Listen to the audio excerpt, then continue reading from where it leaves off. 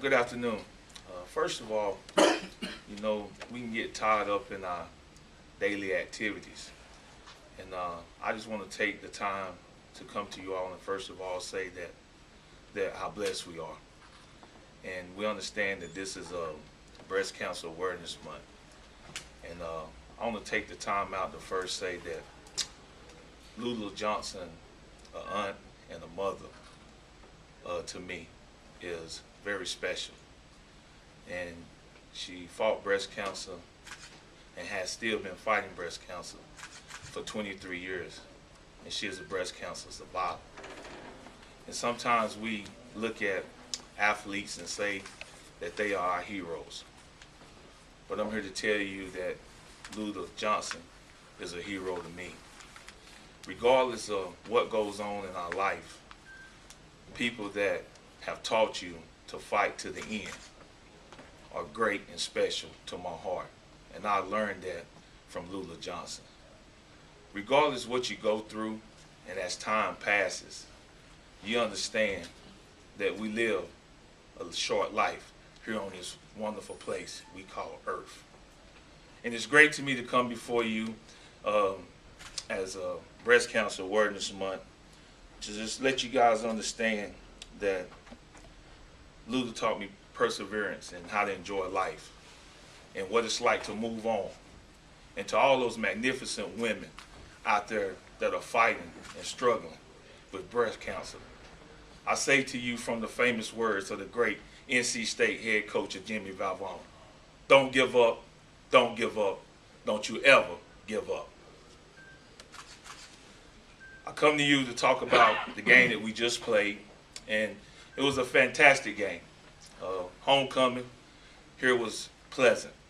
The atmosphere, alumni, friends, family enjoyed a wonderful weekend here on the Bluff. We were able to go out and play 3 phases of football that hasn't been done all year. Special teams, offense, and defense did an outstanding job. We clicked on all cylinders. We got off finally to a fast start, and once we got out to a lead, we was able to finish them off and leave out of here with a victory. How exciting it was to see the big plays on offense and the big plays on defense and the great contributions from our outstanding special teams unit. Coach, coming off that game, can you just talk about the team's mindset going into this weekend against Pine-Bluff with first place on the line?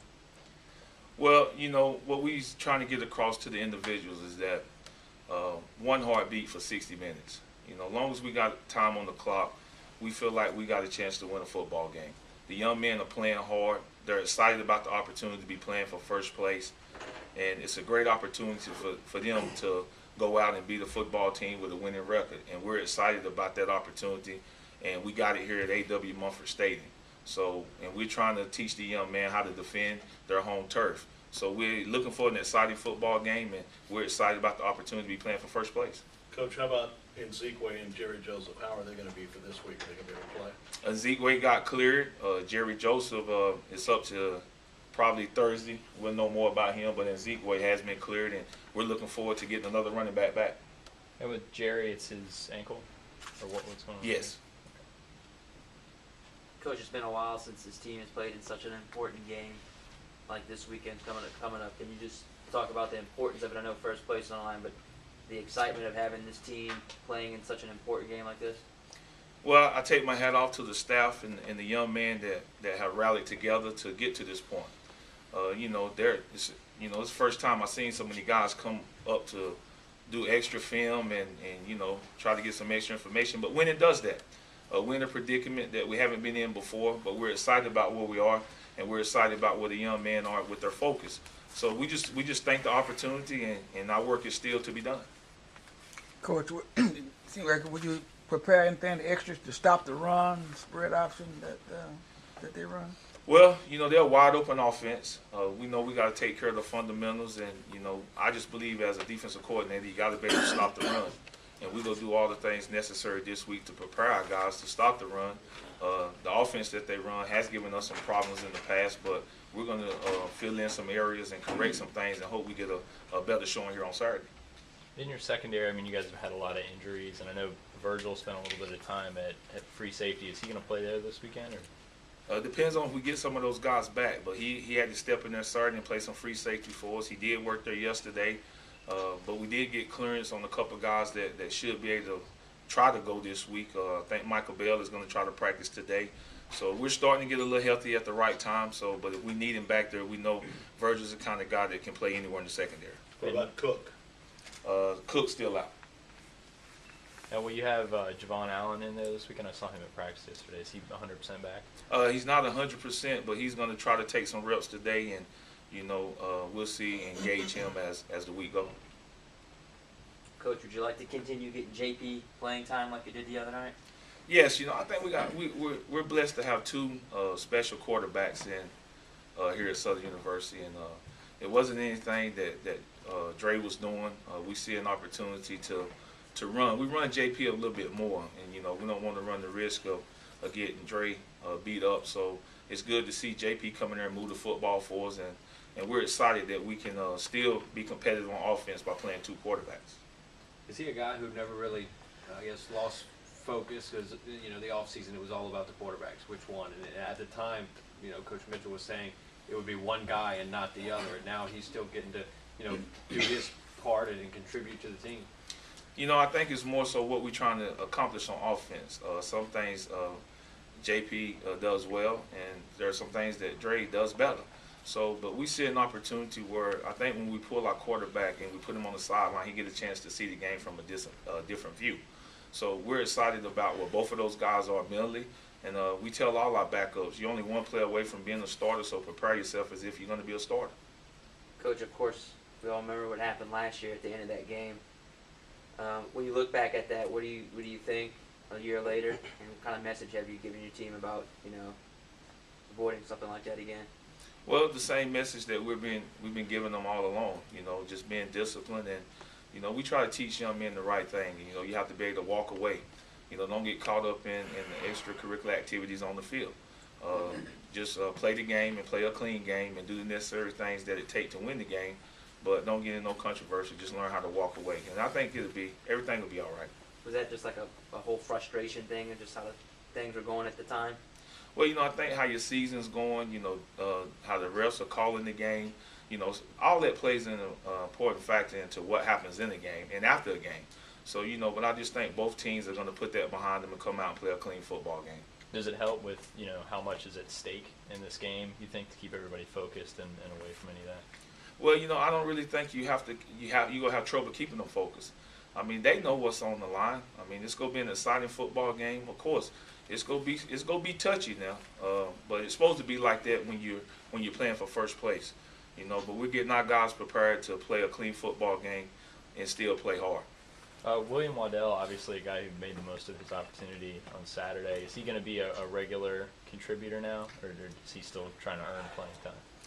Well, we met as a staff, and what we try to do is understand that the only way you can cut down on mistakes is playing the guys that are behind you. If a guy in front of you is making the same mistakes, give the guy behind him a chance and let's see what he can do. So I think as long as we go ahead with that approach, we're going to see a lot of different guys playing football, but it's going to create that competitiveness that we need going down the stretch. Do you know who will start at tight end yet for this week? Excuse me? Do you know who will start at tight end for this week? No, not today. You talk about what you've seen on film from Pine-Bluff and what kind of scares you the most? Well, the offense is a spread offense. Number 10 is an electrifying receiver that makes big plays. Every game you see, he's catching the football and scoring touchdowns. They running backs they run the ball hard. They gain 100-yard rushes. So it's going to be interesting to see how we compete against them. Defensively, they're very sound in what they do. They don't do a whole lot. They get lined up and they play football. So it's going to be a challenge. They're not in first place by mistake. So we're excited to have that opportunity to go against a very good football team. Coach, can you expand a little bit on Drake? I know last year he didn't start this game, but he came in, helped engineer a scoring drive that could have potentially tied the game. Now he returns as the starter. How has he been prepared for this game, for what's at stake? Well, I think Dre Joseph is doing everything that in his power to make sure he plays well. He's preparing himself as good as I ever seen him prepare since I've been here at Southern University. We talking about a guy that's playing the kind of football that we need him to play in order for us to be successful. You make mistakes, you have some bad plays, but the way I look at it is that what do you do after that? And he's the kind of guy that puts all that behind him, move forward. You can see he hit Mike Berry this past weekend with a big touchdown. And those are the kind of things that we try to put into our guys. Stay positive, play the next play, and it's reaping the rewards of that. Coach, you still have concerns about the number of penalties, and what can you do about that, if anything? Well, the Alcorn game we were down in penalties. This game we went back up in penalties. It's really football. You're going to have penalties, but I think the most frustrating thing as a coach is those penalties that happen without the ball being snapped. The offsides, the false starts. Those are the kind of penalties that stand out to me as being undisciplined. And if we clean that up, there's no chance we'll be able to probably beat this football team with that number of penalties. We know we're going to have to play a really good football game, and we take our hat off to them, but by no means are we not going to give them our best shot. But we're going to clean up the penalties, and we look to play an exciting football game this weekend. Coach, after seeing the film, Anthony's performance on the stat sheet looked pretty good. After watching it on film, was it, wow, this guy played a great game for us? Well, I believe our entire linebacker corps played a great game. You know, we moved those guys around a lot, and we brought pressure with those guys, and they got home. But Anthony Balancer probably had his second most complete game. He had an outstanding game against Florida A&M, and he played an outstanding game this past Saturday. So we're excited where he's at, and we try to keep the defense simple so these guys can run around and make some football plays. And we're excited where he's at as a football player. Coach, I know last year the SWAC, they actually had a representative at this game. Has the department been in contact with the SWAC as far as, you know, what happened last year? Well, you know, no one has contacted me. We addressed it with our players, and that's really all you can do. You know, I just believe that what happened last year was unfortunate for both institutions and the conference. But I don't foresee anything like that happening. I already done told the guys the referees are on watch, so you know they're going to call the game close. So, you know, we expect that. So we're just telling our guys to do the right thing. And once the ball snapped, you hope that that discipline that you've been preaching shows up on the field. Pleased with the running game the other night, Coach? I'm pleased with the improvement in the running game, and we still got to get better at it, but we're making the strides, and we're attempting to run the football. I was more pleased with the way Terrence Clayton ran the football. So, you know, it's exciting to see those guys get some execution. It's exciting to see the offensive line start to open up some holes. And we're going to need that running game if we're going to be able to beat some of the better teams going down the stretch. I know it was homecoming, but just the attendance figures from the first home game to the second, how important is it to have this crowd behind you and really get that home field advantage? Well, you know, I tell people when you go on the road, you should be a 7-point underdog because the fans should create an environment that is like no other. And we're blessed to be able to have Jag Nation behind us because, you know, they're very supportive. And we need them to be loud, and we need this to be a fierce stadium once again. And when everybody comes out and they make noise for the Jaguars, it's exciting to see the kind of response they get from the players. Any more questions for Coach Odums? Thanks, Coach. A few more announcements before we close today's press luncheon. Yeah, one question to you, Chris, that is